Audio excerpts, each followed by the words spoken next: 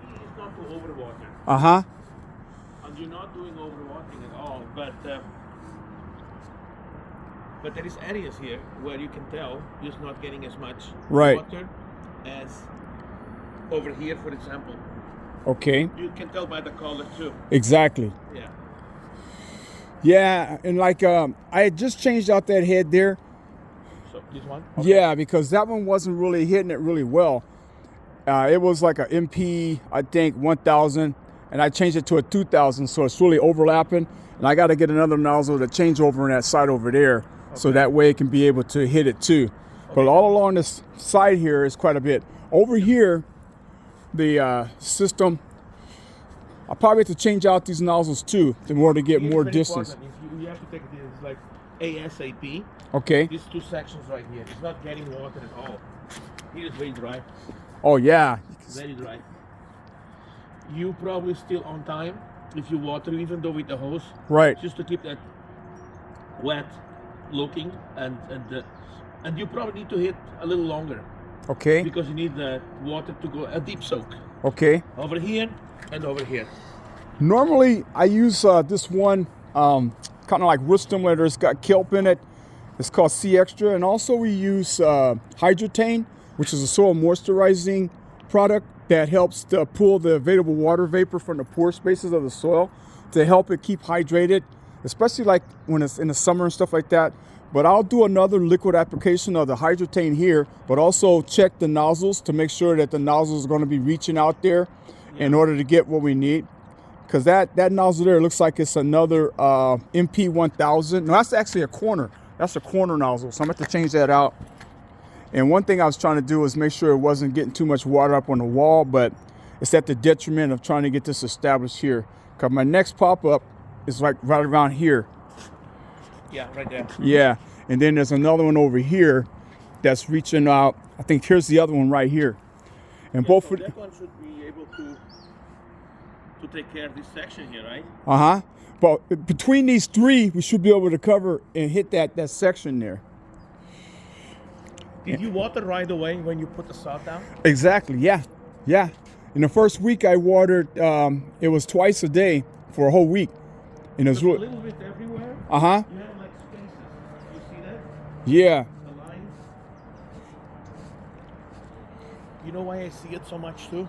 It's because when you, and that's only a suggestion. Uh-huh. Only suggestion.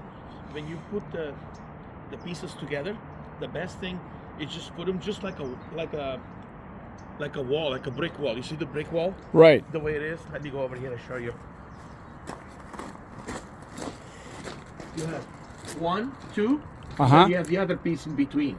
Ah, so we still do the stagger, because even though you're putting in St. Augustine? Yeah, you wouldn't see it. If you that way, you would not see this. Right. I normally do that with normal turf, but with St. Augustine, I thought it didn't really matter at all because, but I should have known better. In the beginning, yes. In the beginning, yeah. The first 2-3 months, you'll see it. You have it there. Right. And then it would disappear. But if you would do it from the beginning, you wouldn't have this line because they stick out. Right. Especially even more so now because it's in a state of dormancy, so it's not really growing fast and actively. Yeah. So the fill in is taking a little bit longer from the standpoint of the lines. Now. Yes, especially now. Yeah. Huh. Lesson learned. Lesson learned. But after all, I mean, you just have to be patient, be calm with water, easy on water. We try to fix those corners back there. Right. On the center a little bit to get the color in. What I would suggest is a fertilization, a 15-15. If you do the 15-15, then we know we have to put extra water because it's a little more difficult to dissolve than the 24-24. Okay. But I would hit with a 15-15 right now and put good water and let the water and the sun do the job. So from the standpoint of a watering sequence, should we step up the watering like twice a day or still leave it? What do you think? No. Just the way you're doing it right now. I think you do it 2 times a week. That's plenty. That's okay. Just make sure you put a little bit there because it's one of those sprinklers that saving water, correct? Right. Exactly. So with that, I would. How long you have? 15 minutes. Right. 20 minutes. Right.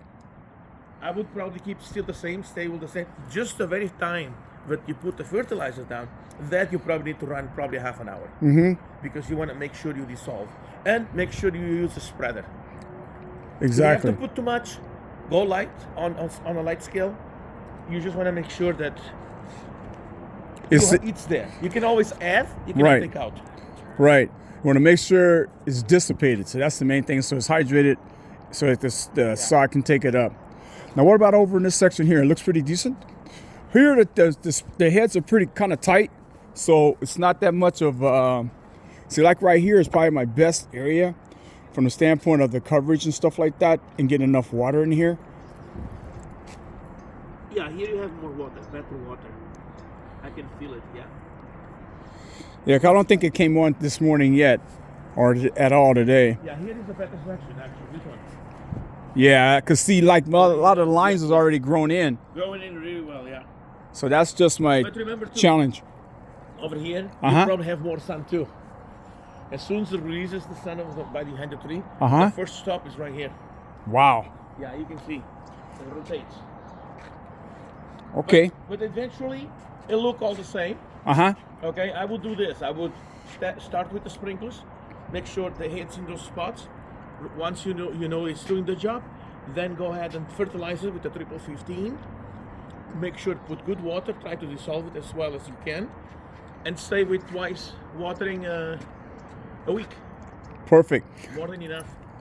Let's take a look at the back, because we're going to be putting the back in within the next week, because we did the front first, and now we're going to go back to the back and do the back. And I'm just now starting to do the irrigation retrofit and the prep. Close? Yeah, please.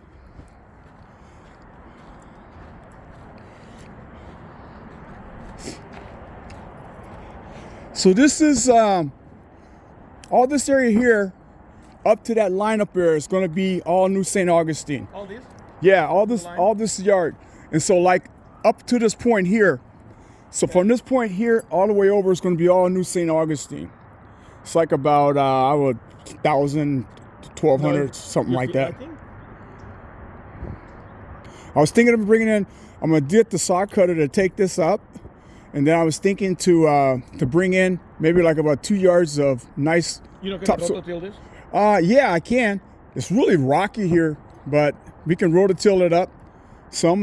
That's why I'm here. I will definitely. I mean, because you will have a better penetration. Because if not, it goes down. If you don't do that rototilling, what's going to happen is the first 2 inches, water will suck, will go in, and then run out.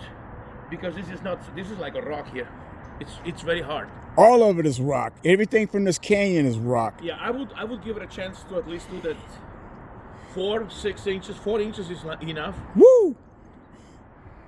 That's my suggestion. Now, because what's going to happen is this: you put the St. Augustine here, it's going to stay firm, like firm. I know you told me you're going to add some, right? Right. Some, but still, once the water goes through, it only goes through so much. Once it hits this, it's solid rock. It's gonna go. It's gonna just run underneath.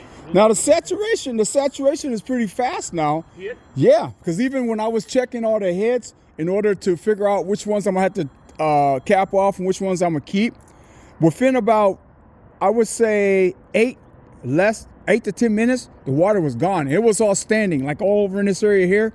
It was standing. But I'll still take the suggestion and recommendation of doing a rototilling.